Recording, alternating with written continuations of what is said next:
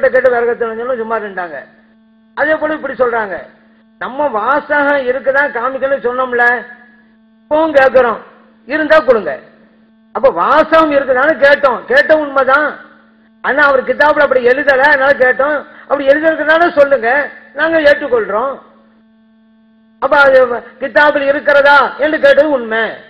அதே நேரத்தில் இதுக்கு முன்பு இப்னு பத்தூத்தாங்கிறவர் எழுதி வச்சிருக்கிறாங்க அவருடைய கிதாபுல. எப்படி எழுதி வச்சிருக்கிறாங்க அப்படின்னு கேட்டா, அவர் சிரியா நாட்டு போயிருக்கிறாரு.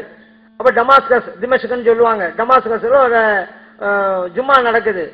அங்க இப்படி தனியா பிரசங்கம் பண்றாரு. பிரசங்கம் பண்ணும் பொழுது ஒவ்வொரு படியாக இறங்கி வர்றாரு.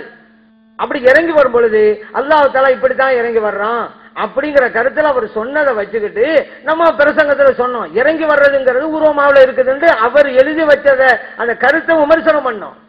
அதே போல இந்த கிதாபுகள் அவர் எழுதலைங்கிறது சொன்னோம். அதுக்கு இதுக்கு என்ன சம்பந்தம் இருக்கு? அப்படி நம்ம அவர் எழுதி வச்ச விமர்சனம் பண்ணதுங்கிறது வேற, அவர் கிதாபுல இப்படி எழுதலைங்கிறது வேற சப்ஜெக்ட். அது உண்மைதான். நம்ம கேட்டுக்கிட்டே இருந்தோம்ல, இந்த தான் எழுதியிருக்கிறாங்க அப்படி சொல்ல வேண்டியதானே. அதனால ஒரு கருத்துல ஒண்ணு விமர்சனம் செய்வோம், இன்னொரு கருத்துல கேள்வி வைப்போம், ரெண்டுக்கும் போட்டு முடிச்சு போட தேவையில்லை. ஒவ்வொன்னா அதாவது சப்ஜெக்ட் கரெக்ட். அடுத்ததாக இவங்க அகவாத்துல உமுக ஒரு விஷயம் கேட்டாங்க, என்ன நீங்க என்ன குழு கொடுத்தீங்க, எங்களுக்கு புரியலங்கிறாங்க.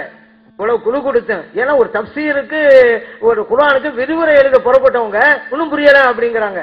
இப்படியெல்லாம் புரியலங்கிறத மக்களுக்கு தெளிவுபடுத்தி காட்டுங்கிறதே நோக்கம். ஒவ்வொன்றா அதனால தான் வச்சிருக்கிறோம். ஏன் இப்படி சஸ்பென்ஸா போறோம்?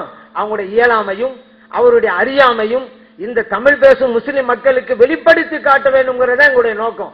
அதுக்காக தான் ஒரு சில சப்ஜெக்ட்ல திருமதி விஷயம் கூட சரிதான், அப்பவே சொல்லியிருக்கலாம். டக்குண்டு முஸ்லிம் விஷயம் கேட்டாங்க, அப்பவே சொல்லியிருப்போம், பதில் இருக்குது. அவங்களுடைய அறியாமை வெளிப்படுத்துவோம்.